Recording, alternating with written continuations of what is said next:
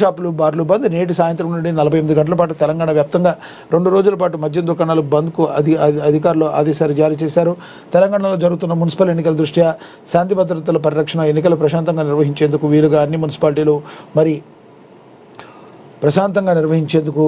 మున్సిపాలిటీల పరిధిలో వైన్స్ బార్లను 2 రోజుల పాటు మూసివేయాలన్నారు. ఫిబ్రవరి 9వ తేదీన సాయంత్రం 5 గంటల నుంచి 11వ తేదీ సాయంత్రం 5 గంటల వరకు మద్యం అమ్మకాలను ఆ ప్రాంతంలో పూర్తిగా నిషేధించారు. మరి మున్సిపల్ ఎన్నికల వేళ మరి కంపల్సరీ గొడవలను ఏమైనా అదుపు చేయాలన్నా, ఎక్కడా కూడా మరి ఇటువంటి అవాంఛనీయ సంఘటనలు జరగకూడదన్నా కూడా మద్యం అనేది కొంత ప్రధాన పాత్ర పోషిస్తుంది. కాబట్టి దాన్ని కూడా మరి 48 గంటల పాటు ప్రభుత్వం దాన్ని అయితే బంద్ అయితే చేస్తుంది.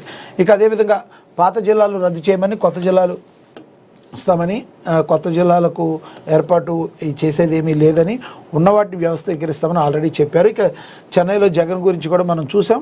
ఎవరైతే సినిమా ఇండస్ట్రీ ప్రముఖులు ఉన్నారో, సూర్య కావచ్చు, విజయ్ కావచ్చు, వీళ్ళు మరి జగన్తో కలిసి అక్కడ వివాహానికి వెళ్ళి హాజరయ్యారు. ఇక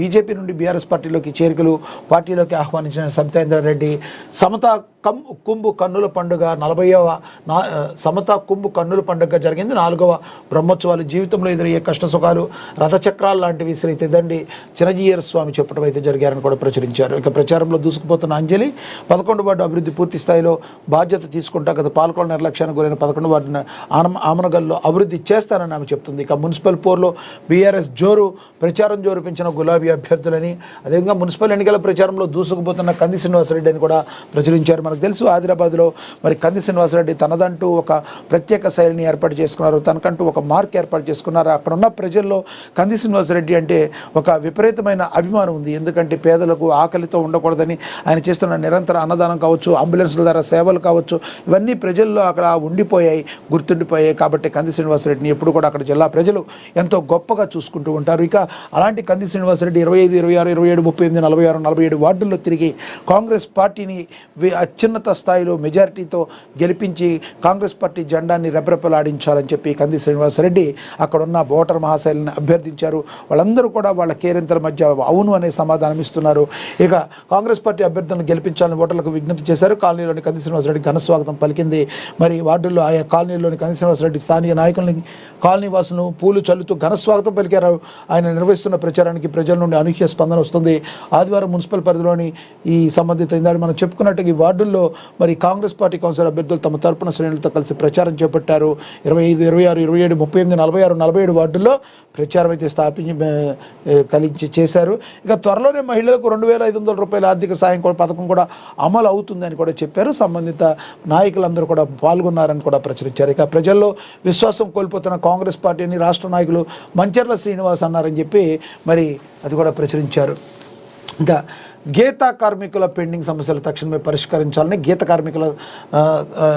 కార్మికుల పెండింగ్ పనులు సమస్యలు తక్షణమే పరిష్కరించాలని చెప్పి మాట్లాడుతున్నారు కార్మికులు. తెలంగాణ రాష్ట్ర గీత కార్మికుల సంఘం ఆధ్వర్యంలో మరి నూతన సంవత్సరం క్యాలెండర్ ఆదివారం రంగారెడ్డి జిల్లా ఇబ్రహీంపట్నం మండలం రాయపల్ గ్రామంలో వీరు ముఖ్య అతిథుల చేత మరి దాన్ని ఆవిష్కరించారు. ఇక ఎన్నికలు ఏమైనా గెలుపు కాంగ్రెస్ పార్టీదే. TPCC vice president Hanumandla Jhansi Rajender Reddy గడప గడపకు ప్రచారాన్ని చేపట్టారు.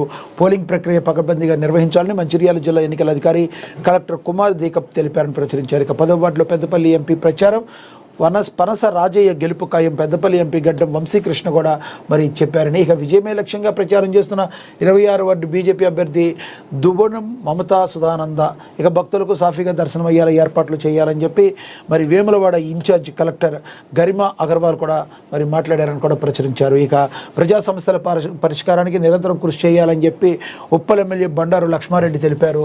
ఇక అదేవిధంగా 270 కోట్ల మోసం వైట్ వాటర్ కన్స్ట్రక్షన్ సంస్థ చీటింగ్ కేసు నమోదని కూడా ప్రచురించారు. అదేవిధంగా ఎలాన్ మస్క్ ఇండియన్ ఇండెక్స్ అని చెప్పి ఒక ఆర్టికల్ కూడా రాయడం జరిగింది ఎలాన్ మస్క్ గురించి. ఇంకా అంతర్జాతీయ వార్తలు కూడా దీనిలో ప్రచురించారు. ఇక పవన్ వరల్డ్ ప్రాజెక్టుకు భారీగా హైప్ ప్లాన్. సినిమా ఇండస్ట్రీలో అనగానే ప్రేక్షకుల ముందు గుర్తుకొచ్చే స్టార్ హీరోలే. ఎందుకంటే వారి ఇమేజీ ఫ్యాన్స్ను బేస్ మార్కెట్ సినిమాల్లో భారీగా ఓపెనింగ్ సాధిస్తే ఒక స్టార్ హీరో సినిమా విడుదలంటే అది కేవలం ఒక సినిమా కాకుండా ఒక ఈవెంట్ లాగా మారిపోతుంది. అటువంటి స్టార్ హీరోలో Tollywood superstar Mahesh Babu ముందు వరుసలో ఉంటారు. సూపర్ స్టార్ కృష్ణ వారసుడిగా ఇండస్ట్రీలో అడుగుపెట్టిన మహేష్ బాబు తనకంటూ ఒక ప్రత్యేక గుర్తింపునైతే మరి సంపాదించుకున్నారు. మహేష్ బాబు వారణాసి సినిమాలో నటిస్తున్నారు. సినిమా డైరెక్టర్ మనకు తెలుసు మరి ప్రపంచ ప్రఖ్యాతిగాంచిన టాలీవుడ్ దిగ్గజం ఎస్ఎస్ రాజమౌళి ఆయన డైరెక్షన్లో వస్తున్న ఈ సినిమా మరింత సక్సెస్ అవుతుంది అని చెప్పి మనందరికీ కూడా తెలుసు. ఇక పంపిణీ రంగంలో తొలి స్టార్ అని చెప్పి మరి నాగార్జున గురించి కూడా రాయడం జరిగింది. ఇక యానిమేషన్ వెర్షన్లో RRR కూడా రాబోతుందని కూడా ప్రచురించారు. ఓవరాల్గా మరి సినిమా ఇండస్ట్రీకి సంబంధించిన వార్తను కూడా ప్రచురించడం జరిగింది. ఓవరాల్గా ప్రజలకి ప్రభుత్వానికి వారధిగా ఉంటూ మరి నిష్పక్షపాతంగా వార్తలను ప్రచురించడంలో ఉంటుంది మీ మహాదినపత్రిక. ఇప్పుడే డౌన్లోడ్ చేసుకోండి, చదవండి, మహాదినపత్రికని ఆదరించండి. అదేవిధంగా మరి ఇంకొక చూస్తే ఆంధ్రజ్యోతిలో ఏ విధంగా ప్రచురించారో చూద్దాం. ఆంధ్రజ్యోతిలో మనకు తెలుసు. ఆంధ్రప్రదేశ్లో ఏం న్యూస్ ఉన్నాయో చూద్దాం. సావర్కర్కు భారతరత్న ఇవ్వాలని, అప్పుడు పురస్కారానికి ప్రతిష్ట వివాదాలు లేవని, ఉమ్మడి పౌర స్మృతి అవసరమని, బంగ్లాలో హిందువులు ఐక్యంగా పోరాడాలని, నాకు 75 ఏళ్ళు నిండినాయి అయినా పదవిలో కొనసాగాలని సంఘ్ చెప్పింది, ఆదేశిస్తే దిగిపోతానని మోహన్ భగవత్ చెప్పారని కూడా ప్రచురించారు. ఇక అప్పన్న సుబ్బన్న ఒకటేనన్న, మరి ఎంపీగా సుబ్బారెడ్డి లెటర్ హెడ్పై ఏపీ చిన్నప్పన్న ఫోన్ నెంబర్ అని కూడా ప్రచురించారు. టీటీడీలో 100 కోట్ల విలువైన నెయ్యి సరఫరా టెండర్లు ఎవరికి దక్కాలో చిన్నప్పన్న డిసైడ్ చేశారని సిట్ తేల్చింది. అందుకు ప్రతిఫలంగా ముడుపులు అందాయి. పెద్దల అండదండలు లేకుండా ఏపీ భవన్లో లైజనింగ్ అధికారి హోదాలో ఆయన ఈ దందా చేయగలరా? ఇదే మిస్టరీ. ఏపీగా చిన్నప్పుడు పనిచేశారని పేర్కొన్న సిట్ ఈ వ్యవహారంతో చిన్నప్పన్నను పిఏగా వాడుకున్న సుబ్బారెడ్డి పాత్ర ఏంటో ఎందుకు తేల్చలేకపోయిందని ప్రశ్నల వర్షాన్ని అయితే కురిపించడం అయితే జరుగుతుంది. ఇదే నెంబర్తో చిన్నప్పన్న వ్యవహారాలు జరిగాయని, మరి నాడు పిఏగా టీటీడీలో చక్రం తిప్పారని, నెయ్యి టెండర్లో కీలక పాత్ర పోషించారని, కమిషన్లు ఇవ్వకుండానే డైరీలో అవుట్ అని, బేరాలకు ఓకే అన్న వారికే కాంట్రాక్టులు, భారీగా ముడుపులు వసూలు, ఢిల్లీలో ఏపీ భవన్ అధికారికి గాను చిన్నప్పన్న అజయ్ కల్లాన్ రెడ్డి సిఫార్సుతో పోస్టింగ్